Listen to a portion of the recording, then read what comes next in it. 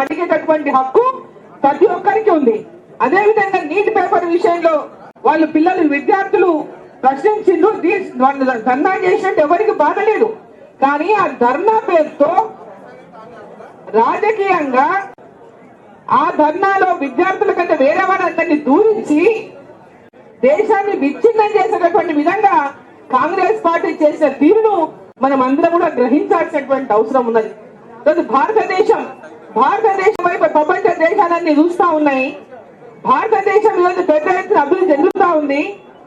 Neat paper విషయంలో పొరపాటుని ఎమ్మడే మళ్ళీ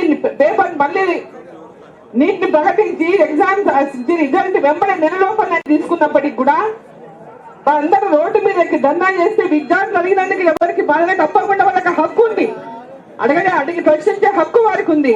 కానీ ఆ విద్యార్థుల నెపంతో వేరే వాళ్ళంతా రాజకీయంగా ఈ దేశాన్ని విచ్ఛిన్నం చేయాలంటటువంటి ఒక ఓర్చుకోలేక నరేంద్ర మోదీ గారి యొక్క నాయకత్వాన్ని, ఒక బలమైన నాయకత్వాన్ని దేశానికి అందిస్తున్న తరుణంలో ప్రపంచం అంతా కూడా ఖ్యాతిని పొందుతున్నటువంటి ఒక కసితో అసూయతో వారు చేసినటువంటి విచ్ఛిన్నకరమైనటువంటి శక్తులను దాంట్లో దూచి ఈరోజు భారతదేశానికి ఒక యాంటీ నేషనలిస్ట్ అంటే దాంట్లో దూరి విచ్ఛిన్నకరంగా విధంగా వాళ్ళు ప్రవర్తించిన తీరును ప్రతి ఒక్కరు గమనించాలని చెప్పి, వికసిత్ భారత్ అంటేనే 2047లో మీ అందరి భవిష్యత్తు, వికసిత్ భారత్ అంటేనే మీ అందరి భవిష్యత్తు.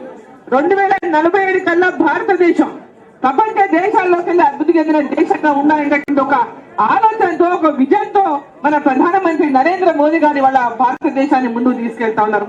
దాంట్లో ముఖ్యమైనది మీ అందరి యొక్క ఈ యొక్క దేశ విజన్తో ఏదైతే వాళ్ళు ఈ రోజు నరేంద్ర మోదీ గారి విజన్ తో ముందుకు పోతున్నారో, ఈ విజన్ భారతదేశం యొక్క లక్ష్యాన్ని